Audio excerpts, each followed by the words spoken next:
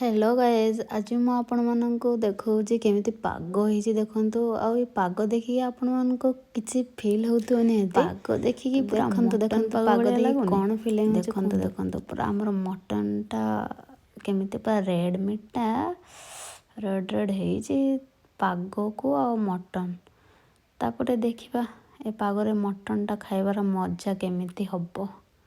देखुचंदी केमिति वर्षा होउची आ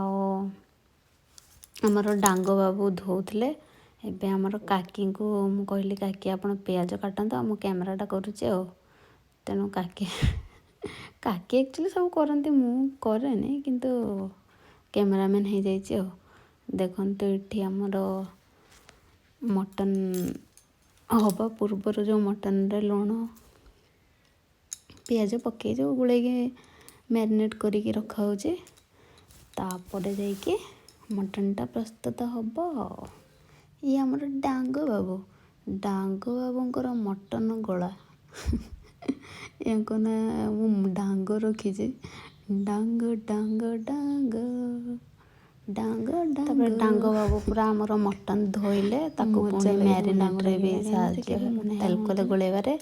तापर देखंते पर आम बाड़ी रो पूरा कंचा तेजपत्र धनिया एबे आमर निहाल बाबू आसिकी पूरा से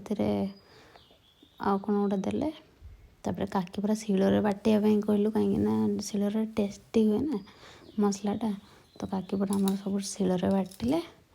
तापर देखो ये आमर आलू भी सारानी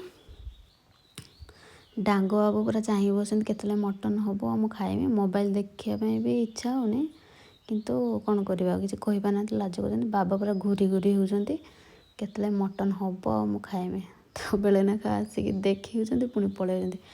काकीर आज एकादशी तो से मैंने खाऊना